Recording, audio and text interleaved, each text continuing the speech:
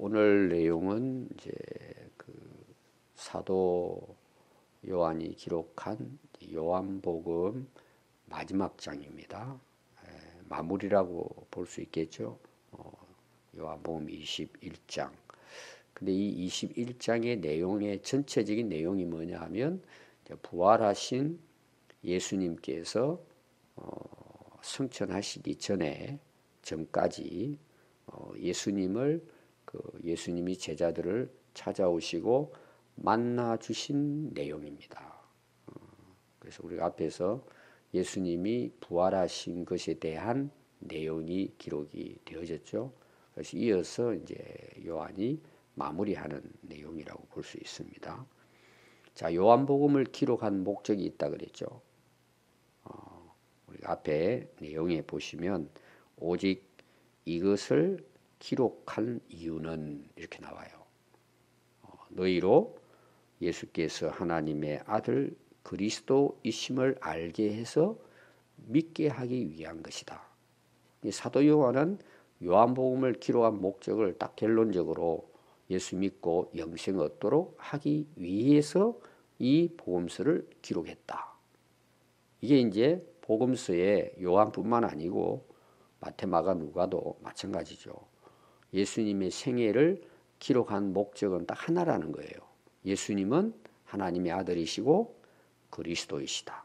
이걸 우리가 믿을 때 영생을 얻고 구원을 얻게 된다. 이게 이제 복음서의 목적이라 이렇게 이제 기록을 했습니다. 그럼 이제 일반적으로 여기에서 끝나면 좋겠죠. 마무리잖아요. 그리고 이렇게 기적을 베풀고 예수님 오셔서 뭐 많은 이적을 이루셨지만 결론은 뭐예요? 우리에게 영생을 주기 위한 것이다. 이게 이제 결론입니다. 근데 한 장 더 기록을 했어요. 21장. 그게 이제 전반부는 오늘 이제 고기 잡는 내용이 제자들이. 그리고 이제 내일 우리가 15장에서 마지막까지 보겠지만 그거는 결국은 뭐예요? 너희들 내가 너희들을 불러가지고 내가 너희들에게 맡긴 그 사명을 위해서 살아가라. 이게 이제 마지막 21장의 이제 그 결론이라고 볼 수 있습니다. 근데 오늘 내용은 예수님이 부활을 하셨는데 제자들은 그 사이에 뭘 했을까? 이걸 기록했다는 내용이에요. 요한 사도가. 그래서 거기 21장 1절에 보면 그 후에 제가 조금 전에 앞에 그 말씀드렸죠.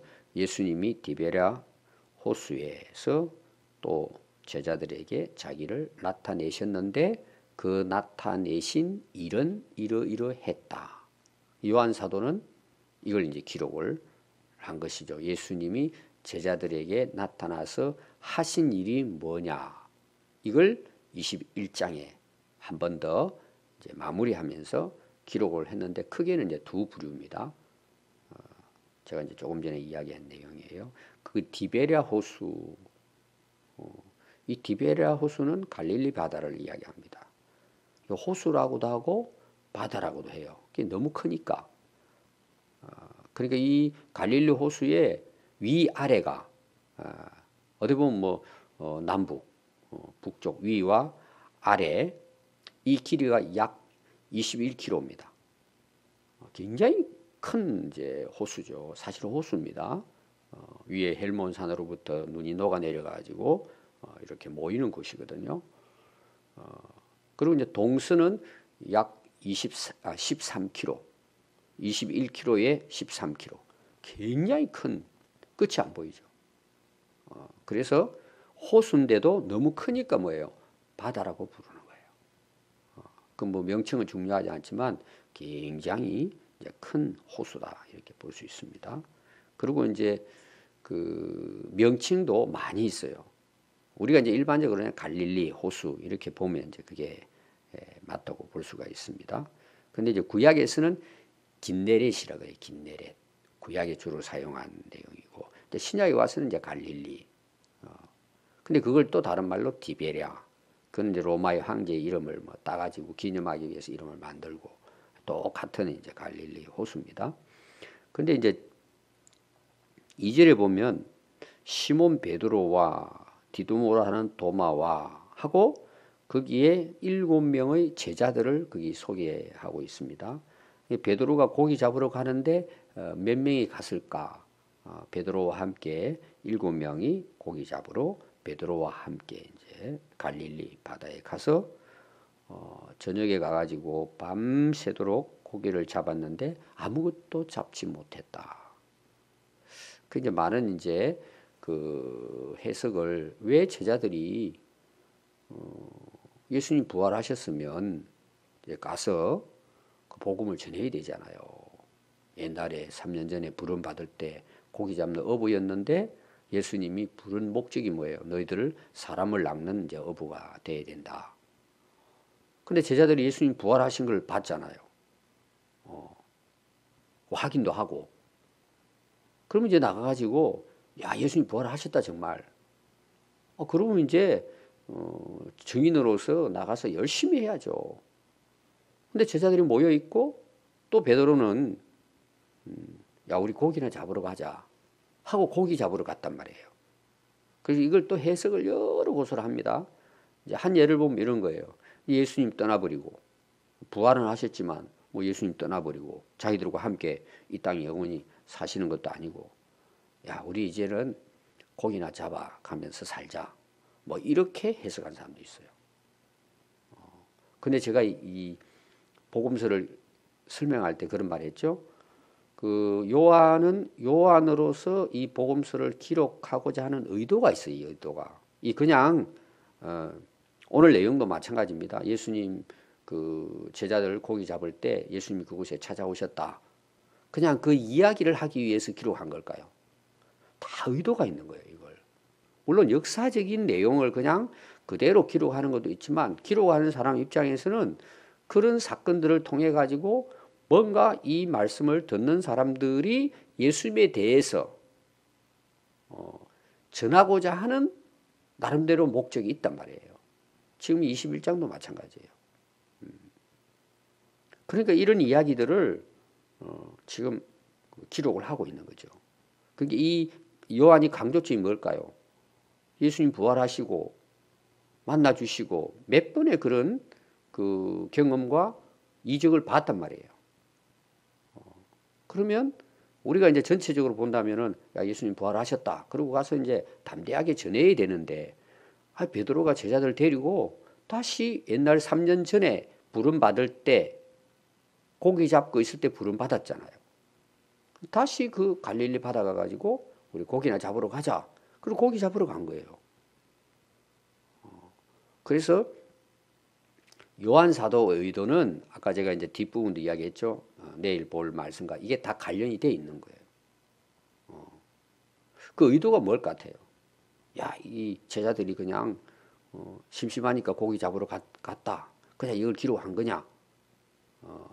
그리고 이제 예수님 떠났으니까 이제 우리는 다시 업으로 돌아가자. 실망해가지고 그렇게 한 거냐? 먹고 살기 힘드니까 일하러 가자. 뭐 이런 여러 가지 이제 우리가 해석을 할 수 있겠지만 일반적인 해석이 뭐냐 하면 자 예수님과 함께 지낼 때는 예수님과 함께 뭐예요? 먹고 자고 다 했잖아요. 지내면서. 그러니까 어떤 경우에는 또 옆에서 뭐 도와주기도 하고 먹을 것이 또 있었다고 볼 수 있어요. 근데 지금 예수님 떠나시고 자기들까지 이제 남아 있는 거예요. 어떻게 할 바도 모르고. 그리고 또 먹고 지내야 되잖아요. 그 옛날에 이제 직업이 어부니까 우리 이제 가서 고기 좀 잡고 우리가 일상생활에 있어서 우리가 쉽게 말하면 먹거리를 준비하러 가자. 이렇게 단순한 해석을 하는 것이 옳다. 일반적으로 이렇게 볼 수 있고 가만히 앉아 있을 수 없잖아요. 예를 들어 배고프니까 가서 우리 고기 잡고 와서 먹자 뭐 이렇게 해서 나갔다 이렇게 이제 보면 됩니다. 근데 그 강조점이 뭐예요? 그날 밤새도록 그렇게 그물을 잡아서 그물로 고기를 잡으려고 했는데 아무것도 잡지 못했다는 거예요. 왜 이걸 썼을 것 같아요? 뒤에 나오는 내용과 다 이제 연결이 되는 거죠. 자, 그곳에 예수님 안 계시죠? 자기들 나름대로 이제 먹고 살기 위해서 뭐 다 어부들인데 충분히 먹을 만큼 잡을 수도 있을 텐데 왜 안 잡혔을까? 그냥 요한 사도가 야 고기 한 마리도 안 잡았다. 이걸 하기 위해서 기록하면서 이런 것을 진짜 설명하기 위해서 한 것일까? 아니죠. 이걸 이제 오늘 우리에게 비교해 보면은 우리가 먹고 살기 바쁘잖아요. 뭐 직장 생활하고 사업도 하고 다 잘 되면 모르는데 안 되는 경우도 많잖아요. 그렇게 애를 쓰고 힘들고 하는데도 정말 안 되고. 그럼 여러분 우리가 한번 봅시다. 내가 하는 일이 잘 되고 몸도 건강하고 돈도 많이 벌고 다 잘 돼요. 그런 분들이 신앙생활 잘 할 수 있을까요? 야, 진짜 하나님 감사합니다. 그러고 뭐 정말 더 열심히 신앙생활 하는 사람도 있지만 대부분 어때요? 세상으로 돌아갑니다. 근데 아무리 해도 안 되는 거예요. 한 마리도 안 잡히는 거예요. 그렇게 노력하고 밤을 새워가면서 수고하는데도 안 되는 거예요, 일이. 그냥 빈 건물이야. 그렇게 던져도.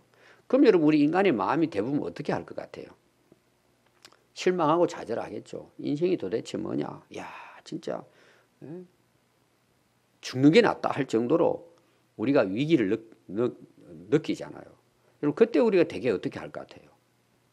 예배 잘 안 나오는 사람이 예배도 잘 나오고 희망이 없으니까 또 새벽기도 나오지 않는 사람이 새벽기도 나오는 거예요. 여러분 옛날에 우리 믿음의 선배들은 새벽기도가 목숨이었어요. 살고 죽느냐는 말. 그걸 결판하는 거예요. 기도한 거죠 새벽에. 그 우리 한국교회 부흥이 된 거예요. 왜 부흥이 될 것 같아요? 하나님이 응답해 주시잖아요. 그래서 오늘 우리에게 이 적용을 한다면 내 힘으로 하나님 상관없이 그냥 세상의 부유함을 위해서 살아가려고 하면 결론은 뭐예요? 아무것도 없어요. 우선은 된 것 같이 보이지만 예수님 떠난 모든 일에 대해서는 아무리 그물이 넘쳐나도 결국은 다 뭐예요? 허사가 되는 거예요. 근데 오늘날 우리 성도들이 이거 잘 몰라요. 잘 되면 자기 힘으로 되는 줄 알고 하나님과 멀어지는 거예요. 마음이 멀어지는 거예요. 그리고 세상에 빠지는 거예요. 그래서 어떤 면에서는 아무것도 잡지 못한 것이 은혜가 될 수 있어요. 오히려 더 하나님을 만나는 하나의 계기가 됩니다. 이걸 오늘 우리가 기억해야 되고 아마 사도 요한도 제자들의 사명이 있잖아요. 그 안 돼야 맞는 거예요. 어떻게 보면. 근데 이제 문제가 뭐냐. 이런 상황에 예수님이 찾아오셨다는 얘기예요. 은혜가 뭘까요? 예수님이 나를 찾아오시는 거예요. 만나주시는 거예요. 그럼 다 되잖아요, 여러분. 그것이 뭐예요? 사실은 은혜예요. 주님 만나는 게 은혜예요. 찾아오시는 거죠. 그럼 봐요. 아무것도 못 잡고 지금 막 지쳐있는 제자들을 예수님은 찾아오신 거예요. 그럼 혼내기 위해 찾아오셨을까요? 그들의 상황을 다 하시고 뒷부분에 나오잖아요. 다시 그들에게 사명을 주기 위해 찾아오시는 거죠. 처음에 고기 잡을 때 너희들 이제 고기잡이 하지 말고 사람 낚는 어부가 돼야 된다. 3년 전에 그 부름을 받았잖아요. 지금 제자들이 밤새 고기도 못 잡았는데 예수님 오신 거예요. 이건 뭘까요? 너희들의 사명 그게 아니라는 거예요. 이걸 이제 제자들에게 알려주기 위해서 찾아오신 거죠. 이게 은혜입니다. 그래서 예수님께서 딱 물어봅니다. 야, 너희들 고기 얼마나 잡았냐? 예수님 다 아시죠? 그 말 속에는 다 그동안에 제자들이 생각하고 있는 게 다 들어있는 너희들 그렇게 열심히 옛날 그 실력 가지고 고기 잡으려고 했지만 밤새도록 했지만 고기 있냐 이 말이죠. 대답이 뭐예요? 아무것도 없습니다. 그래서 예수님께서 그러면 오른편에다가 다시 그물을 던져봐라. 던졌더니 이제 잡았어요. 이거는 고기를 많이 잡게 하기 위한 방법일까요? 아닙니다. 이게 이제 앞으로 제자들이 자기들에게 맡겨진 그 복음의 사명을 어떻게 감당해야 되는가에 대한 예수님의 사실은 말씀이에요. 오늘 여러분 우리가 신앙생활 하면서 인생을 살아가면서 하나님과 우리 관계 속에서 우리가 해야 될 가장 중요한 게 뭘 것 같아요? 말씀의 순종이에요. 이걸 지금 제자는 그 요한 제자는 말씀을 하려고 하는 거예요. 우리 안 되잖아요. 안 돼. 제가 이야기합니다. 자기 노력에서 다 잘 돼요. 그게 잘 되는 게 아니에요. 예수님 떠나서 그 되는 오히려 하는 게 멀게 만들어요. 우리 신앙생활이라든지 우리 인생에 중요한 게 뭐예요? 하나님 말씀을 순종하고 사는 것, 그것이 중요한 거예요. 우리 믿는 성도들에게는 진짜 우리가 하나님 믿고 예수님을 믿는다면 우리의 삶의 방식은 뭐예요? 내가 노력해서 손에 가지고 있는 것으로 하는 게 아니고 하나님의 말씀으로 살아가는 거예요. 여러분 이스라엘 백성을 보세요. 애굽에서 불러내 가지고 가나안 땅 약속을 하잖아요. 그 즉각 꿀이 흐르는 땅으로 인도를 하는데 그 땅이 목적이라면 일주일 안에 가면 돼요. 그냥 하나님께서 뭐 능력이 있으시잖아요. 쫙 길을 내서 40년 동안을 그 광야를 돌게 합니다. 근데 거기도 의도가 있잖아요. 그렇게 하나님이 능력이 없어서가 아니잖아요. 사람이 떡으로만 살 것이 아니고 내 입에 나오는 말씀으로 사는 것을 이들이 훈련받도록 그렇게 살아가도록 하기 위한 목적에서 40년 광야를 돌게 했다는 내용이에요. 그 광야 오늘날 우리 인생을 말하잖아요. 여러분 하나님이 우리에게 천국 부르기까지 이 땅에 살아가는 우리의 삶에 하나님이 요구하는 게 뭘 같아요? 순종이에요. 그렇게 살아가도록 하는 거예요. 훈련하시는 거예요. 근데 오늘 실제로 우리가 살아가는 우리 성도들일지라도 우리는 어떤 방식으로 인생을 살라 그래요? 내가 노력해가지고 돈 많이 벌어가지고 그걸 가지고 행복하게 살려고 하는 거. 이건 세상 사람들이 가지고 있는 가치관이에요. 우리는 하나님이 이미 주신 말씀을 순종하고 사는 것이 인생이에요. 이걸 깨닫게 하는 거예요. 근데 오늘날 여러분 진짜 교회 다니면서 이렇게 살려고 하는 그리스도인들이 얼마나 될 것 같아요, 여러분? 어떤 면에서는 그냥 내가 내 힘으로, 내 생각, 내 능력으로, 그 지식으로 살아가고 좀 부족할 때 말씀 인용하는 정도로 신앙생활 하는 사람들이 제가 봐서는 대부분이에요. 이게 내 삶의 방식이 아니란 말이에요. 오히려 배와 그물을 더 믿고 산단 말이에요. 공이 많이 잡으면 부자 되면 된다 이 말이죠. 완전히 다른 거예요, 부분들이. 지금 요한은 제자들에게 이걸 훈련하는 거예요. 순종하는 거다 너희들은. 그러면 앞으로 뭐예요? 사람 낚는 업으로서 너희들이 사명을 감당할 수 있다는 거예요. 하나님께서 여러분 쓰시는 인물들은 100% 어떤 사람일까요? 순종하는 사람이에요. 물론 여러분 겉으로 봤을 때는 야 저분 대단하다 할지 몰라도 그건 사람들의 보는 관점이고 하나님이 진짜 기뻐하는 사람은 하나님의 말씀대로 살려고 하는 사람이에요. 그 방식대로 사는 거예요. 그 방식대로. 그럼 오늘날 교회 다니는 사람도 이런 말을 하면요. 목사님 그렇게는 못 살아요 그래요. 못 살죠. 그러니까 우리는 각오해야 돼요. 어떤 면에서는. 근데 여러분 결론은 뭔 줄 아세요? 누가 행복하게 살까요? 누가 기쁘고 즐겁게 인생을. 또 하나님께서 물질이 필요 없는 게 아니에요. 또 때를 따라 도와주십니다. 오늘도 여러분 제자들에게 뭐예요? 오른편에 던지라 그러고 순종하니까 배가 막 넘치도록 잡잖아요. 이런 물질이 필요 없다는 뜻이 아니에요. 삶의 방식이 그게 되면 안 된다는 내용이에요. 여러분 번성하고 땅에 충만하라. 그 축복을 여러분 성경 많이 약속했습니다. 근데 사람들은 이게 뒤바뀌진 거예요. 그것이 목적이고 그걸 위해서 순종하게 돼버린 거예요. 이게 참 잘못됐다는 거예요. 순종이 목적이라는 내용이에요. 지금 제자들을 그걸 가리킵니다. 그러니까 뭐예요? 자기들 애써 했는데 못 잡았잖아요.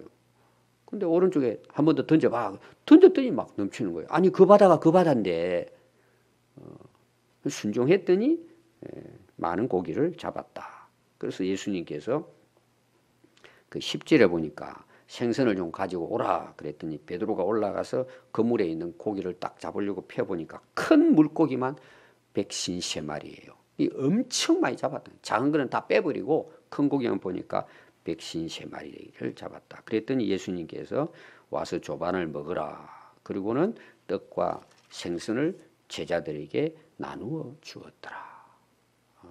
상당히 아마 제자들 입장에서는 굉장히 감동이었을 거예요. 지치고 밤새도록 어떤 경우에는 참 앞길이 캄캄하잖아요. 우리 어떻게 살아야 되나? 예수님은 떠나버리시고 우리 뭐 해야 되나? 지쳤을 거예요. 근데 그곳에 예수님 찾아오신 거예요. 그래서 오늘 14절 마지막이 뭐예요? 예수님이 죽었다가 살아나신 후에 세 번째로 제자들에게 나타나셨다.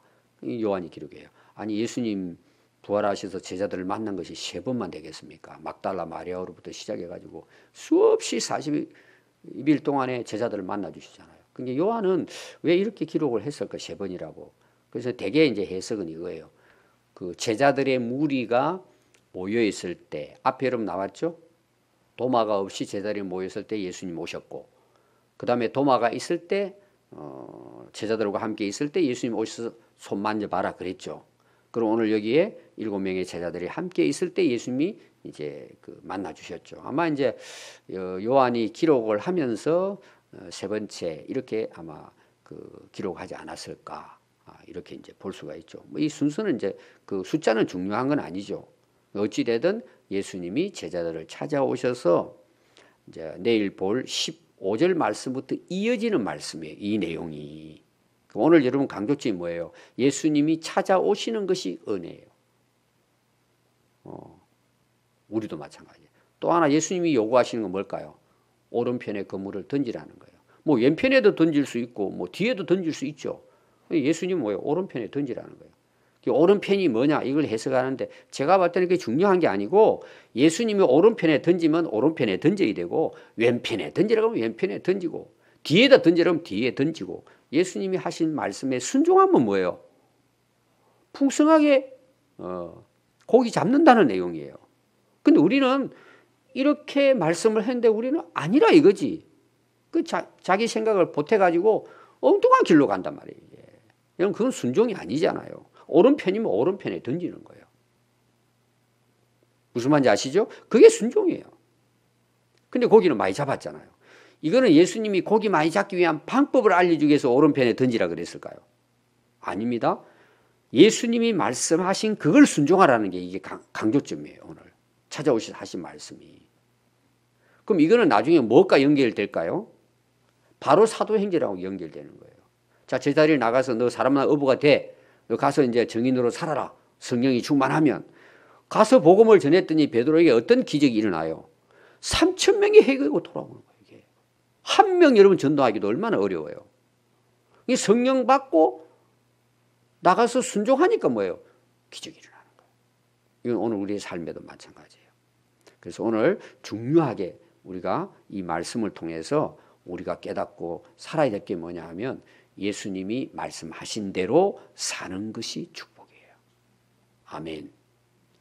여러분 우리 남은 인생도 어떻게 살 것이냐. 말씀하신 대로 우리가 살아가면 그것이 내게 복이 되는 인생이다. 오늘 꼭 여러분들이 기억할 수 있기를 바랍니다. 기도하겠습니다.